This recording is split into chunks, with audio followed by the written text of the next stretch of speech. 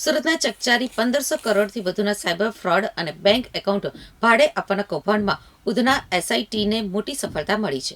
છેલ્લા 8 મહિનાથી ધરપકડ ટાળવા માટે દુબઈમાં આશરો લઈ રહેલા મુખ્ય આરોપી દિવેશ જીતેન્દ્રભાઈ ચક્રાણીને સુરત એરપોર્ટ ઉપરથી દબોચી લેવામાં આવ્યો છે. આરોપી વિરુદ્ધ અગાઉ લુકઆઉટ નોટિસ જારી કરવામાં આવી હતી, જેના આધારે તે શારજાહથી સુરત પરત ફરતા જ સુરત એરપોર્ટ ઉપર ઝડપાઈ ગયો હતો.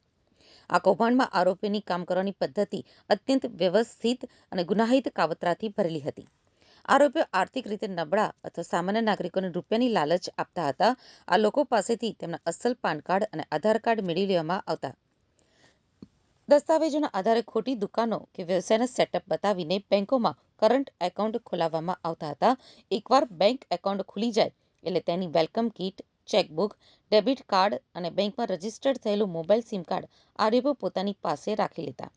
આ એકાઉન્ટ્સના યુઝર નેમ અને પાસવર્ડ બદલીને ખોટા ઇલેક્ટ્રોનિક દસ્તાવેજો ઊભા કરી આ સંપૂર્ણ કિટ્સ સાયબર ફ્રોડ આચરતી આંતરરાષ્ટ્રીય ચાઇનીઝ ગેંગને ઊંચા કમિશનથી વેચી દેવામાં આવતી હતી. આ સમગ્ર કૌભાંડનો પર્દાફાશ 21 મે 2025ના રોજ ઉધના વિસ્તારમાં વાહન ચેકિંગ દરમિયાન થયો હતો. એક શંકાસ્પદ એક્ટિવા ચાલકની પૂછપરછમાં બેંક એકાઉન્ટ્સનો આ મોટો ખેલ સામે આવ્યો હતો. પોલીસની તપાસમાં જાણ મળ્યું છે કે આ ભાડે આપેલા એકાઉન્ટ્સ દ્વારા અત્યાર સુધીમાં અંદાજે ₹1500 કરોડનું સાયબર ફ્રોડ ટ્રાન્ઝેક્શન થયેલું હોવાનું જાણવા મળ્યું છે. આ નાણાં ઇન્ટરનેશનલ ગેંગ દ્વારા વિવિધ સાયબર ગુનાઓ આચરીને આ એકાઉન્ટ્સમાં ટ્રાન્સફર કરવામાં આવતા હતા. ઉધના પોલીસ સ્ટેશનમાં સાયબર ફ્રોડની એક ફરિયાદ દાખલ થયેલી હતી.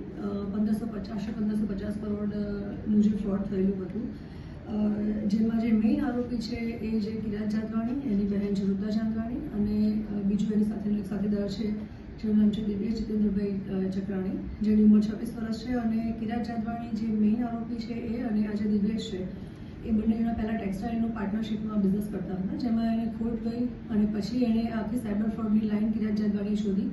એની સાથે ઓલરેડી ટેક્સટાઇલના ધંધામાં પાર્ટનરમાં જે દિવેશ જીતેન્દ્ર ચક્રાણી છે એ અને એની બહેન વૃંદા જાદવાણી, ત્રણેય જણાએ મળી અને એકાઉન્ટ ખોલાવવા.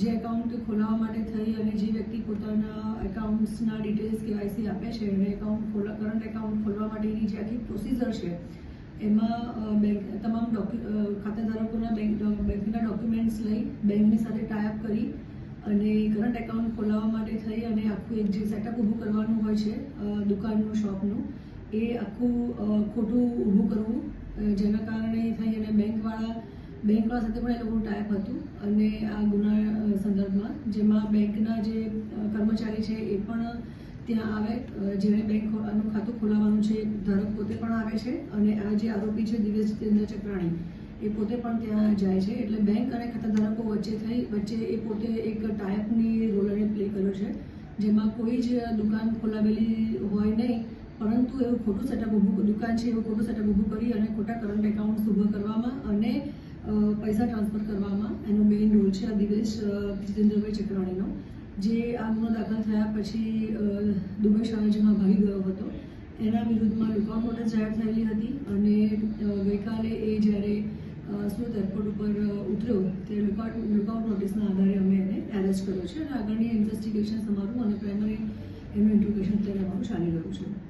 સર, સમગ્ર દેશમાં હમણાં સુધી કેટલા આરોપીઓની ધરપકડ કરવામાં આવી છે અને જે દિવેશ ચક્રાણી છે કઈ રીતે બેંક એકાઉન્ટ છે તે ચાઇનીઝ ગેંગને પ્રોવાઈડ કરતું, કેટલું કમિશન મળવાનું? ટોટલી અત્યાર સુધી જે અમારું આ 1550 કરોડનું જે સાયબર ફ્રોડની ફરિયાદ દાખલ થયેલી છે ઉધના પોલીસ સ્ટેશનમાં, એમાં 29 જેટલા આરોપી અમે અરેસ્ટ કરેલા છે. આ 30મો આરોપી છે જેને અમે લુકઆઉટ નોટિસના આધારે અટક કરેલો છે.